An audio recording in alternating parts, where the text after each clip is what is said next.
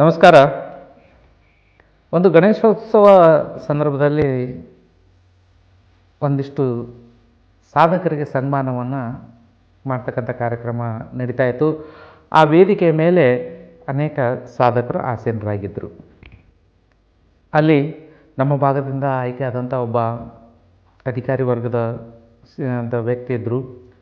ಹಾಗೆ DRDOಕ್ಕೆ ಸೆಲೆಕ್ಟ್ ಆಗಿರ್ತಕ್ಕಂಥ ನವ ವಿಜ್ಞಾನಿ ಕೂಡ ಆ ವೇದಿಕೆ ಮೇಲೆ ಇದ್ದರು. ಮತ್ತು ಒಬ್ಬ ರೈತ, ಪ್ರಗತಿಪರ ರೈತ ಕೂಡ ಇದ್ದ. ಹಾಗೆ ಒಬ್ಬ ಗಾಯಕ ಕೂಡ ಇದ್ದ. ಇವರೆಲ್ಲ ನಮ್ಮ ಭಾಗದ ಒಂದು ಪ್ರತಿನಿಧಿಗಳು ಅನ್ನೋ ಒಂದು ಹೆಮ್ಮೆ ನಮ್ಮದು, ನಮ್ಮವರು ಅನ್ನೋ ಹೆಮ್ಮೆ ಒಂದು. ಅವರಿಗೆ ಸನ್ಮಾನಿಸಲಿಕ್ಕೆ ಆ ಕಾರ್ಯಕ್ರಮದಲ್ಲಿ ಒಂದು ವ್ಯವಸ್ಥೆಯನ್ನು ಮಾಡಲಾಗಿತ್ತು. ಅಲ್ಲಿ ಅವರೆಲ್ಲ ಆಸೀನರಾಗಿದ್ದರು. ಆಸೀನರಾದಂಥ ಸಂದರ್ಭದಲ್ಲಿ ಕಾರ್ಯಕ್ರಮ ಆಯಿತು. ಎಲ್ಲರನ್ನು ಸನ್ಮಾನಿಸಿ ಅವರಿಗೆ ಒಂದು ನೆನಪಿನ ಸ್ಮರಣಿಕೆಗಳನ್ನು ಕೊಟ್ಟರು, ಶಾಲು ಹೊಚ್ಚಿದ್ರು, ಹಾರ ಹಾಕಿದ್ರು. ಅದೇನಾಯಿತು ಆಯಿತು.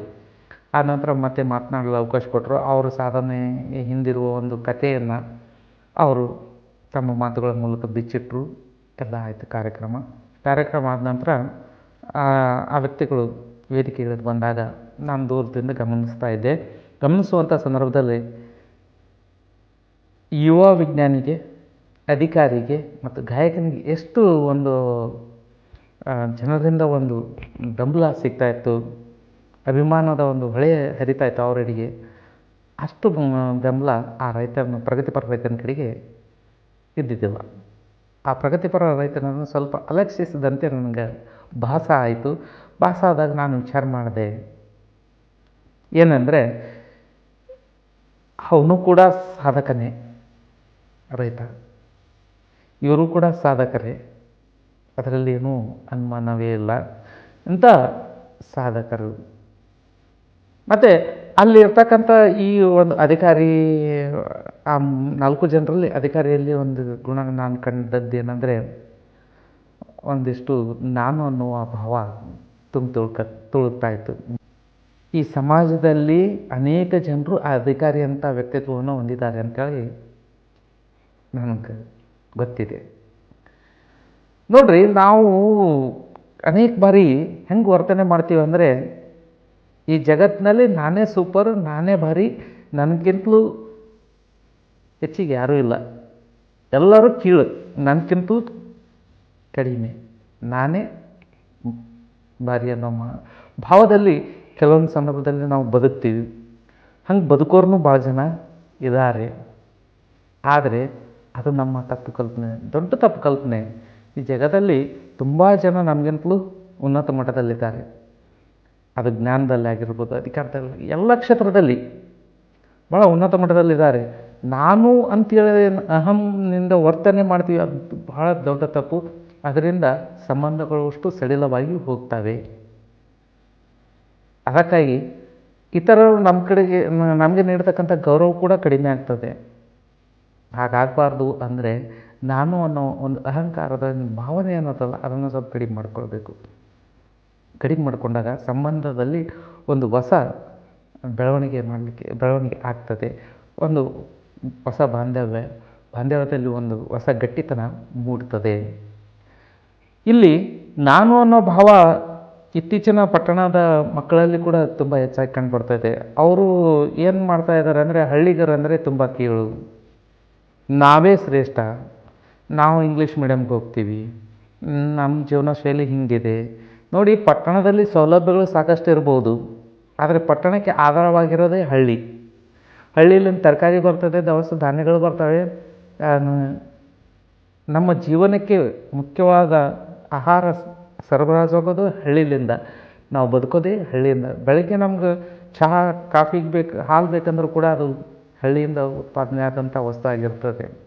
ಆ ಚಹಾ ಪುಡಿ, ಕಾಫಿ ಪುಡಿ ಕೂಡ ಹಳ್ಳಿಯಿಂದ ಬಂದಂಥದ್ದು ಆಗಿರ್ತದೆ. ಅದಕ್ಕಾಗಿ ನಾವು ನಮ್ಮ ರೈತರನ್ನು ತುಂಬ ಗೌರವಿಸಬೇಕು, ಅವರನ್ನು ಕೀಳಾಗಿ ಕಾಣಬಾರ್ದು.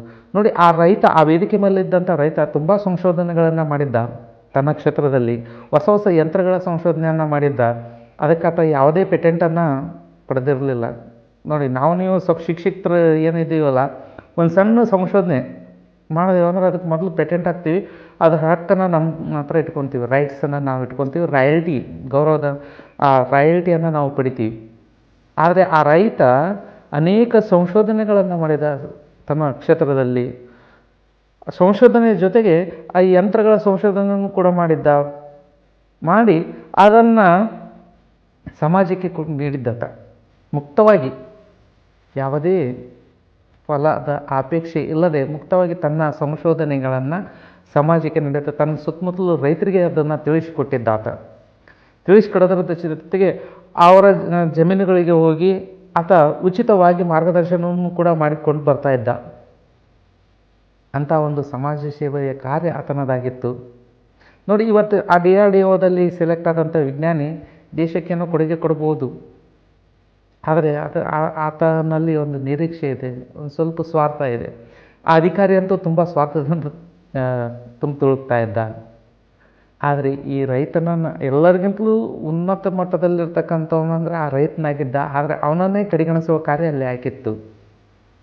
ಸನ್ಮಾನಿಸಿದ್ರು, ವೇದಿಕೆ ಮೇಲೆ ಸನ್ಮಾನಿಸಿದ್ರು ಸರಿ, ಆದರೆ ನಮ್ಮ ಜನರ ದೃಷ್ಟಿಯಲ್ಲಿ, ಸಾಮಾನ್ಯರ ದೃಷ್ಟಿಯಲ್ಲಿ ನಾವು ಅಲ್ಲಿ ನೋಡಿದಾಗ ಎಲ್ಲರೂ ಹೋಗಿ ಆ ಗಾಯಕನಿಂದ ಆಟೋಗ್ರಾಫ್ ತಗೊಳ್ಳೋದು, ಒಂದು ಸೆಲ್ಫಿ ತಗೊಳ್ಳೋದು, ಆ ವಿಜ್ಞಾನಿ ಹತ್ರ ಸೆಲ್ಫಿ ತಗೊಳ್ಳೋದು, ಅಧಿಕಾರಿ ಹತ್ರ ಸೆಲ್ಫಿ ತಗೊಳ್ಳೋದು. ರೈತನನ್ನು ಕೇಳೋರೇ ಇರಲಿಲ್ಲ. ಈಗ ಆಗಬಾರ್ದು ಅಂತಾರೆ.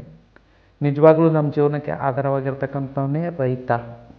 ಅವರನ್ನು ನಾವು ಗೌರವಿಸಬೇಕು, ಅವರನ್ನು ಬೆಳೆಸಲಿಕ್ಕೆ ನಾವು ಪ್ರೋತ್ಸಾಹವನ್ನು ನೀಡಲೇಬೇಕು. ನೋಡಿ, ರೈತನ ಮನಸ್ಸು ಎಷ್ಟು ಉದಾರ ಅಂತಂದರೆ, ಜನಪದ ಸಾಹಿತ್ಯ ಹುಟ್ಟಿದ್ದೇ ಅವರಿಂದ. ಹಿಂದೆ ಜನಪದ ಸಾಹಿತ್ಯ ಅವರಿಂದಲೇ ಹುಟ್ಟಿದೆ, ಈಗಲೂ ಹುಡ್ತಾ ಇದೆ. ಜೊತೆಗೆ ಈಗ ಜನಪದ ತಾಂತ್ರಿಕತೆ ಹುಡ್ತಾ ಇದೆ ಅವರಿಂದ. ಅನೇಕ ರೈತರು ಹೊಸ ತಮ್ಮ ಕೃಷಿ ಕ್ಷೇತ್ರದಲ್ಲಿ ಹೊಸ ಯಂತ್ರಗಳ ಸಂಶೋಧನೆಯನ್ನು ಮಾಡ್ತಾ ಇದ್ದಾರೆ. ಅದನ್ನು ಮುಕ್ತವಾಗಿ ಎಲ್ಲ ಕಡೆಗೆ ಹಂಚ್ತಾ ಇದ್ದಾರೆ. ಈ ರೀತಿಯಾಗಿ ನಾವು ಆ ರೈತರನ್ನು ಗೌರವಿಸಬೇಕು. ಈ ನಮ್ಮಲ್ಲಿರ್ತಕ್ಕಂಥದ್ದು ನಾನು ಜಾಣ, ನಾ ಸುಂದರ, ನಾ ಅಧಿಕಾರಿ, ನನ್ನಲ್ಲಿ ಇಷ್ಟಿದೆ ಅಷ್ಟಿದೆ ಅಂತೇಳಿ ಏನು ಅಹಂಕಾರ ಇದೆಯಲ್ಲ, ಅದನ್ನು ಸ್ವಲ್ಪ ಬದಿಗೆ ಸರಿಸಬೇಕು. ನಮ್ಮ ಮಕ್ಕಳಿಗೂ ಅದನ್ನು ನಾವು ಕಲಿಸ್ಬೇಕು. ಯಾಕಂದರೆ ಮಕ್ಕಳು ನಮ್ಮ ವರ್ತನೆಗಳನ್ನು ಅನುಕರಣೆ ಮಾಡ್ತಾರೆ. ನಾವು ಯಾರನ್ನು ಗೌರವಿಸ್ತೀವಿ ನಮ್ಮ ಮಕ್ಕಳು ಕೂಡ ಅವರನ್ನು ಗೌರವಿಸ್ತಾರೆ. ನಮ್ಮ ಅನುಕರಣೆಯನ್ನು ನಮ್ಮ ಮಕ್ಕಳು ಮಾಡ್ತಾರೆ. ಆ ಕಾರಣಕ್ಕಾಗಿ ನಮ್ಮ ಮಕ್ಕಳಿಗೆ, ಈ ಸಿಟಿ ಮಕ್ಕಳಲ್ಲಿ ಸ್ವಲ್ಪ ಅಹಂಕಾರ, ನಾನು ಅನ್ನೋದು ಜಾಸ್ತಿನೇ ಇದೆ. ಅದನ್ನು ಕಡಿಮೆ ಆಗಬೇಕು. ಹಳ್ಳಿಗರಂತಂದರೆ ಕೀಳು ಅನ್ನೋ ಭಾವನೆ ಬರಲಾರ್ದಂತೆ ನಾವು ನೋಡ್ಕೊಳ್ಬೇಕು. ಯಾಕಂದರೆ ನೀವೆಲ್ಲ ಹಳ್ಳಿಯಿಂದ ಬಂದೀವಿ, ಆದರೆ ನಮ್ಮ ಮಕ್ಕಳು ಹಳ್ಳಿಯಲ್ಲಿ ಇವತ್ತು ಆ ವಾತಾವರಣನೇ ಅವ್ರಿಗೆ ಗೊತ್ತಾಗ್ತಾ ಇಲ್ಲ. ಅದನ್ನು ತಿಳಿಸಿಕೊಡುವ ಕಾರ್ಯ ನಮ್ಮಿಂದ ಆಗಬೇಕು. ಯಾಕಂದರೆ ನಮ್ಮ ಭಾರತದ ಜೀವ ಇರೋದೇ, ಪರಂಪರೆ ಇರೋದೇ ಹಳ್ಳಿಗಳಲ್ಲಿ. ಇಲ್ಲಿ ಸೌಲಭ್ಯಗಳನ್ನು ನಾವು ಅನುಭವಿಸ್ತಾ ಇದ್ದೀವಿ ಬರೀ, ಅದು ಸ್ವಲ್ಪ ನಮ್ಮ ಅನುಕೂಲತೆಯಿಂದ ನಾವು ತುಂಬ ಸೌಲಭ್ಯಗಳನ್ನು ನಾವು ಅನುಭವಿಸ್ತಾ ಇದ್ದೀವಿ. ಆ ಸೌಲಭ್ಯ ಇಲ್ಲದೆ ನಮ್ಮ ಪರಂಪರೆಯನ್ನು ಕಾಪಾಡ್ತಕ್ಕಂಥವ್ರು, ಒಂದು ನಿಜ ಜೀವನಕ್ಕೆ ಹತ್ತಿರವಾಗಿ, ಪ್ರಕೃತಿಗೆ ಹತ್ತಿರವಾಗಿ ಬದುಕ್ತಾಗಿರ್ತಕ್ಕಂಥವ್ರು ಯಾರಂದರೆ ನಮ್ಮ ಹಳ್ಳಿಗರು. ಅವ್ರ ಬಗ್ಗೆ ತುಂಬ ಗೌರವ ಭಾವನೆಯನ್ನು ಉಳಿಸ್ಕೊಳ್ಳುವಂಥ ಕೆಲಸ ನಮ್ಮ ಪಟ್ಟಣದ ಮಕ್ಕಳಲ್ಲಿ ಆಗಬೇಕು. ಪಟ್ಟಣದ ಮಕ್ಕಳಲ್ಲಿ ಆಗಬೇಕು ಅಂದರೆ ನಾವು ನಮ್ಮ ರೈತರನ್ನು, ನಮ್ಮ ಹಳ್ಳಿಗರನ್ನು, ನಮ್ಮ ಪರಂಪರೆಯನ್ನು ಹೊತ್ಕೊಂಡು ಸಾಕ್ತಕ್ಕಂಥ ಆ ಮಹಾನ್ ವ್ಯಕ್ತಿಗಳನ್ನು ಗೌರವಿಸೋ ಕೆಲಸ ನಮ್ಮಿಂದ ಆಗಬೇಕು. ಇವತ್ತು ಇತರರನ್ನು ಯಾವ ರೀತಿ ಗೌರವಿಸ್ತೀವಿ ಅದಕ್ಕಿಂತಲೂ ಒಂಚೂರು ಹೆಚ್ಚಿಗಾಗಿ ನಮ್ಮ ಹಳ್ಳಿಗರನ್ನು ನಾವು ಗೌರವಿಸೋಣ. ಅಲ್ಲಿ ಪ್ರತಿಫಲ ತುಂಬ ಚೆನ್ನಾಗಿರ್ತದೆ. ನೋಡಿ, ನೀವು ಸ್ವಲ್ಪ ಅವ್ರಿಗೆ ಪ್ರೀತಿ ಕೊಟ್ಟರೆ ಸಾಕು, ಅದಕ್ಕೆ 100 ಪಟ್ಟು ಪ್ರೀತಿ ಅವರು ಮರಳಿ ನಿಮ್ಗೆ ಕೊಡ್ತಾರೆ. ಇಲ್ಲಿ ನೀವು ಒಬ್ಬ ನಟನ ಹತ್ರ ಏನೋ ಆಟೋಗ್ರಾಫ್ ತೊಗೋಕೋದ್ರೆ, ಒಂದು ಸೆಲ್ಫಿ ತೊಗೋಕೋದ್ರೆ ತೊಗೊಂಡು ಅಷ್ಟೇ ಬರ್ತೀರಿ. ಆದರೆ ಒಬ್ಬ ಹಳ್ಳಿ ಹತ್ರ ನೀವು ಸೆಲ್ಫಿ ತೊಗೋರಿ, ಅವ್ರ ಹತ್ರ ಅಥವಾ ಒಂದಿಷ್ಟು ಮಾತಾಡ್ರಿ, ಅಲ್ಲಿ ನಿಮಗೆ ಒಂದು ಆಧಾರದ ಆತಿಥ್ಯನೇ ಸಿಗ್ತದೆ. ಅವರಲ್ಲಿ ಒಂದು ಮುಗ್ಧತೆಯ ಮನಸ್ಸು ಅಲ್ಲಿದೆ, ಒಳ್ಳೆತನ ಅಲ್ಲಿದೆ. ಅದನ್ನು ಗೌರವಿಸೋ ಕೆಲಸ, ಉಳಿಸುವ ಕೆಲಸ ನಮ್ಮಿಂದ ಆಗಬೇಕು. ಧನ್ಯವಾದಗಳು.